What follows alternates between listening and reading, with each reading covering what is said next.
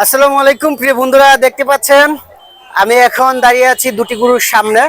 আর এই জায়গাটা হচ্ছে কালীকচ্ছ কুরবানির গরুর হাট। আপনারা দেখতে পাচ্ছেন আমি এখন এই গরু ব্যাপারীর সাথে কথা বলবো এবং জানার চেষ্টা করব ওনার বাড়ি কোথায় এবং গরুগুলো কোথা থেকে আসছে।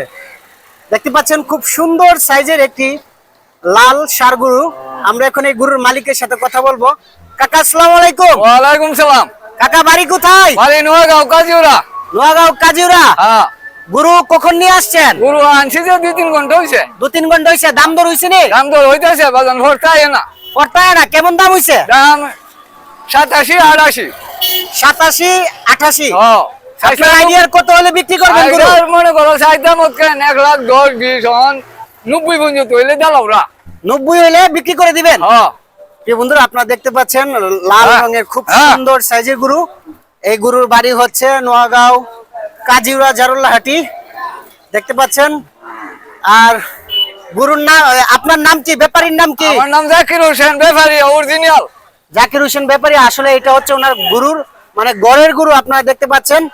তো উনি নিজে শখের বসে এই গরুগুলো লালন পালন করে। আর উনি একজন গিরস মানুষ। আপনারা যারা গিরসের গড়ের গরু খুঁজতেছেন অবশ্যই কালীকচ্ছ বাজার আপনারা চলে আসবেন এবং এই জাকির কাকার কাছ থেকে ওনার গরুগুলো নিয়ে যাবেন। এই গরুটা কি দাম হয়েছে? এটা দাম হয়েছে নি? 550-60-70 হলে বিক্রি করে দিবেন। আপনারা দেখুন কুরবানির উপযুক্ত তো? যাচ্ছে না। আপনারা দেখুন,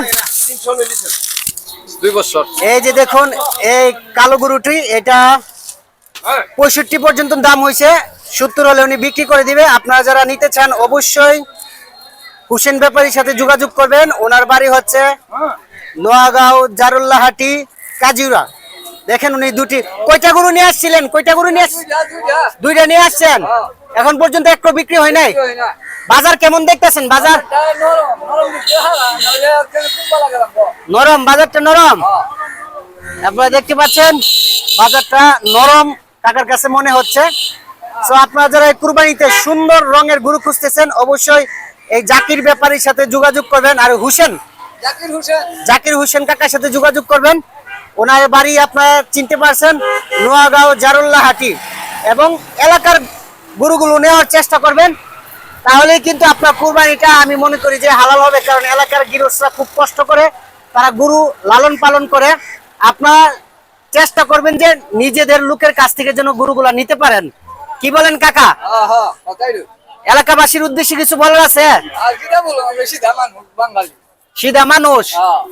আচ্ছা, আপনারা দেখতে পাচ্ছেন কাকা সহজ সরল মানুষ। কাকার গরুটা কিন্তু খুব সুন্দর।